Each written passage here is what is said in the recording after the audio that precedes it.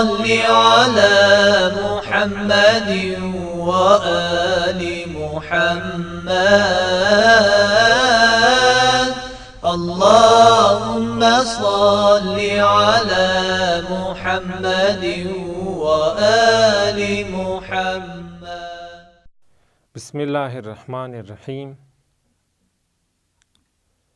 عقیدہ توحید یعنی خداوند متعال نے اس کائنات کو بنایا ہے اور انسان کو اور اس کائنات کو کسی مقصد کے لیے بنایا ہے. یہی عقیدہ توحید رہنما بنتا ہے عقیدہ نبوت کے لیے، جو اسلامی آئیڈیالوجی کا تیسرا بنیادی نظریہ ہے. عقیدہ نبوت یعنی اللہ تعالیٰ نے انسان کی رہنمائی اور ہدایت کے لیے 1,24,000 انبیاء بھیجے ہیں. 1,24,000 رہنما اور رہبر بھیجے ہیں. پس عقیدہ توحید خود بخود عقیدہ نبوت پر منتہی ہوتا ہے. چونکہ اللہ نے کسی مقصد کے لیے انسان کو خلق کیا ہے، اب یہ اللہ کا ہی فرض ہے، اللہ ہی پر لازم ہے کہ وہ انسان کو اس مقصد تک پہنچنے کی راہ اور طور طریقے بتائے. یہی عقیدہ نبوت کہلاتا ہے. وہ رہنما جو آ کر انسان کو کمال و ترقی تک پہنچنے کی راہ بتاتا ہے، اس رہنما اس رہبر کو نبی کہتے ہیں یا پیامبر کہتے ہیں. پس عقیدہ نبوت کی پہلی اہم دلیل فلسفہ خلقت سے آشنا ہونا اور ہدف خلقت تک پہنچنا ہے. عقیدہ نبوت کی ایک اور دلیل بھی ہے جس کے تحت انسانی عقل کہتی ہے کہ اللہ تعالیٰ کو نبی بھیجنا چاہیے، اللہ تعالیٰ کو معصوم الہی رہبر اور رہنما بھیجنا چاہیے. وہ دوسری دلیل یہ ہے کہ انسان کو اپنی اجتماعی زندگی میں ایک عادلانہ قانون کی ضرورت ہے. انسان اجتماع میں زندگی کرتا ہے، ایک معاشرے اور سوسائٹی میں زندگی کرتا ہے.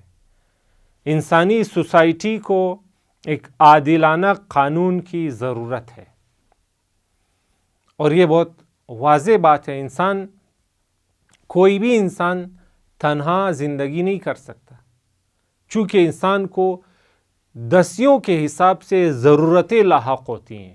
انسان کو کھانے پینے کے لیے، اپنا علاج کرنے کے لیے، اپنا گھر بنانے کے لیے اور اپنے دیگر امور زندگی مہیا کرنے کے لیے دسیوں وسائل کی ضرورت ہوتی ہے، اور انسان اکیلے ان دسیوں وسائل کو خود نہیں بنا سکتا. اسی لیے انسان مجبور ہوتا ہے کہ دوسرے انسانوں کے ساتھ زندگی گزارے، ایک سوسائٹی، ایک معاشرہ تشکیل دے جس میں مختلف افراد مختلف شعبۂ زندگی میں جا کر مہارت حاصل کریں اور ایک دوسرے کی مدد کر کے وہ ایک خوبصورت سوسائٹی، ایک خوبصورت نظام زندگی بنا سکیں.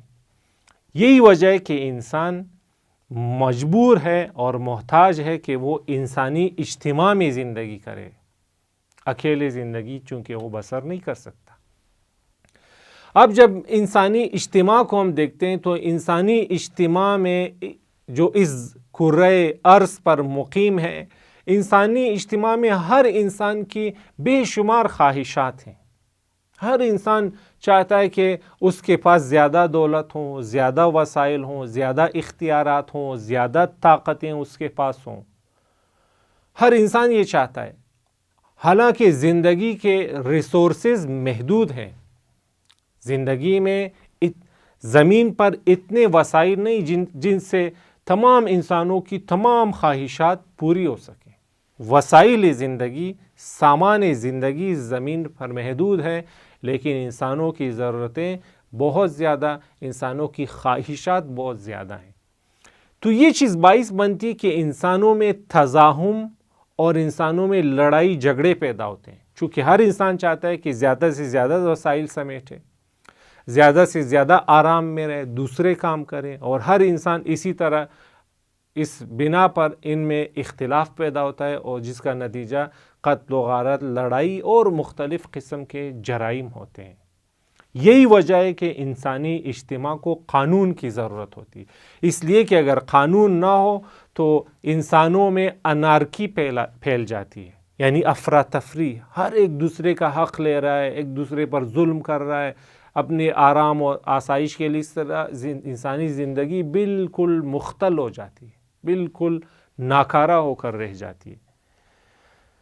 اسی صورتحال کو دیکھتے ہوئے ہر صاحب عقل نے، چاہے وہ خدا کا معتقد رہا ہو یا نہ رہا ہو، پوری تاریخ میں ہر صاحب عقل نے یہ فیصلہ کیا ہے اور یہ محسوس کیا ہے کہ انسانی زندگی کو، انسانی اجتماع کو قانون کی ضرورت ہے، چونکہ قانون آ کر طے کرتا ہے کہ کس نے کیا کرنا ہے، کتنا لینا ہے، کتنا دینا ہے، کس کی کیا ذمہ داری ہے۔ یہ قانون آ کر جرائم کا سدباب کرتا ہے، قانون ہی آ کر ظلم کا سدباب کرتا ہے۔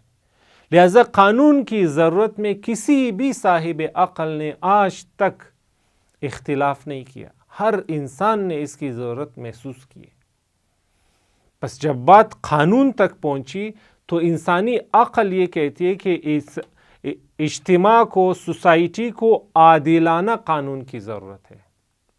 عادلانہ قانون یعنی جو ہر انسان کے حقوق کی پاسداری کرے، ہر انسان کے حقوق کو محسوس کرے اور اس کے حق کے مطابق اس کے لیے وسائل زندگی مہیا کرے۔ اسے کہتے ہیں عادلانہ قانون۔ ایسا قانون ہو جو انسانی زندگی پر نظارت بھی کرے، انسانی زندگی میں ہرج و مرج پیدا نہ ہونے دے، انسانی زندگی کو پر نظر رکھے، اور اگر اجتماع میں کوئی جرم انجام پاتا ہے، کوئی ظلم ہوتا ہے تو ظالم کو اور مجرم کو اس کا درست جائز اس کی سزا دے سکے۔ ایک ایسے قانون کی ضرورت ہے۔ پس معلوم ہوا کہ انسان کو ایک ایسے قانون کی ضرورت ہے جس میں تمام انسانوں کے ضروریات کو مد نظر رکھا گیا ہو، اور اس قانون میں انسان کے حقیقی احتیاجات کو مد نظر رکھا گیا ہو، یعنی اس میں فقط جسمانی امور دخیل نہ ہو بلکہ اس قانون میں انسان کی روح کو بھی مد نظر رکھا گیا ہو، اور اس قانون میں تمام انسانوں کے مفادات کو مد نظر رکھا گیا ہو، نہ یہ کہ کسی خاص گروہ کے، تمام انسانوں کے، اور اس قانون میں ایک صحیح نظارت کی طاقت ہو اور سزا اور جزا کا صحیح نظام ہو۔ بس یہ واضح بات ہے کہ اس طرح کے قانون کی انسان کو ضرورت ہے۔ اب سوال یہ پیدا ہوتا ہے کہ ایسا قانون کون بنا سکتا ہے؟ آیا خود انسان ایسا عادلانہ اور جامع قانون بنا سکتا ہے یا نہیں؟ تو جواب یہ ہے کہ خود انسانی عقل کہتی ہے کہ انسان ایسا جامع عادلانہ قانون بنانے سے قاصر ہے، اس لیے کہ انسانی علم، انسانی حواس خمسہ محدود ہیں اور انسانی عقل بھی محدود ہے۔ انسان کے پاس 5 حص ہیں، ان حصوں کے ذریعے انسان علم حاصل کرتا ہے، تجربات کرتا ہے، اور سائنسی اور انسانی علوم کی صورت میں مختلف تحقیقات پیش کرتا ہے، اور انسانی عقل انہی کا تجزیہ و تحلیل کر کے جدید تر نتائج تک پہنچتی ہے۔ لیکن مسئلہ یہ ہے کہ انسانی حواس خمسہ بھی محدود ہیں اور انسانی عقل بھی محدود ہے، اور محدود ہونے کے ساتھ ساتھ حواس خمسہ اور عقل خطا پذیر بھی ہیں، دسیوں، سینکڑوں، ہزاروں اور ملینوں کے حساب سے ان سے خطائیں سرزد ہوئی ہیں جن کا انسان خود اقرار بھی کرتے ہیں۔ یہ ایک وسیع باب ہے خود صرف امریکہ میں CNN کی رپورٹ کے مطابق صرف امریکہ میں ماہر ڈاکٹروں کے ہاتھوں 2 لاکھ مریضوں کا قتل ہوتا ہے۔ 2 لاکھ مریض ڈاکٹروں کے ہاتھوں، ڈاکٹروں کی غلطیوں سے مارے جاتے ہیں آپریشنز میں۔ یہ رپورٹ ہے، آپ سرچ بھی کر سکتے ہیں۔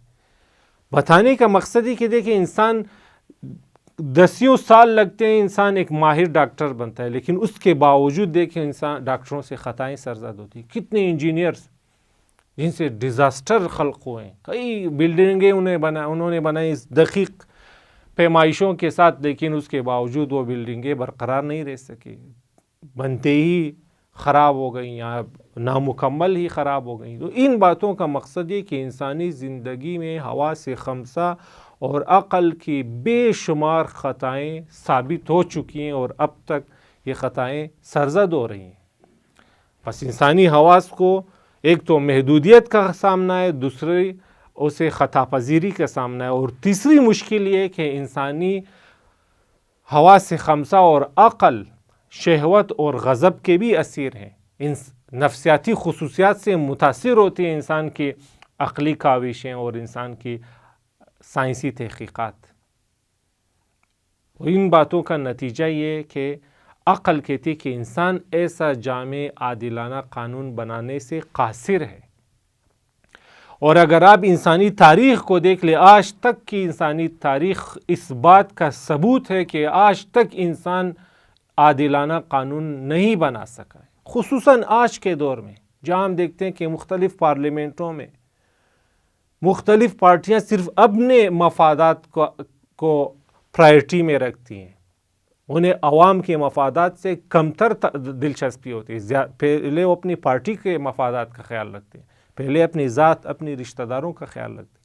پھر انسان آج تک جتنے قوانین بنے ہیں وہ ان میں صرف جسمانی پہلوؤں کو وہ بھی ایک محدود حد تک مد نظر رکھا گیا ہے. کسی بھی قانون میں انسان کی روحانی خصوصیات کو مد نظر رکھا نہیں گیا، اس لیے کہ انسان خود اپنی حقیقت کا مکمل علم ہی نہیں ہے. انسان کے پاس ایک ناچیز علم ہے. انسان کا تمام تر علم صرف اس مادی کائنات کے مقابلے میں ایک قطرے کی حیثیت رکھتا ہے. تو انسان اپنے آپ کو مکمل طور پر جانتا بھی نہیں ہے. قانون بنانے میں یہ چوتھی مشکل ہے انسان کی کہ اس کو اپنی مکمل شناخت حاصل نہیں ہے. پانچویں مشکلوں سے یہ لاحق ہے کہ انسان کو معلوم ہی نہیں کہ اس کے اعمال کا آئندہ پر کیا اثر ہوگا. یہ افعال جو آج انجام دے رہے ہیں، ان کا آئندہ 100 سالوں میں 200 سالوں میں آئندہ 10-20 سالوں میں کیا ان کے آثار رونما ہوں گے، انہیں بھی ہم مکمل طور پر دقیق طور پر نہیں جان سکتے. اس سے پہلے کیا ہوا انہیں بھی ہم نہیں جانتے. تو اس طرح کے ہم دیکھتے ہیں کہ کئی محدودیتوں کا انسان کو سامنا ہے، جن کی بنا پر انسانی عقل کہتی ہے کہ انسان وہ جامع عادلانہ قانون نہیں بنا سکتا.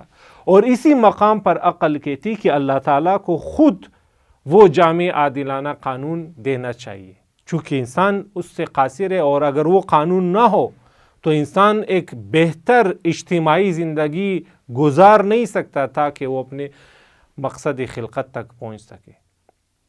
بس لازم ہے کہ اللہ تعالیٰ جس نے ہماری چھوٹی چھوٹی ضرورتوں کا بھی خیال رکھا ہے، وہ آ کے ہماری اتنی بڑی ضرورت کا بھی خیال رکھے اور ہمارے لیے جامع عادلانہ قانون انبیاء کے ذریعے اپنے نمائندوں کے ذریعے بھیجے. والسلام علیکم ورحمۃ اللہ وبرکاتہ.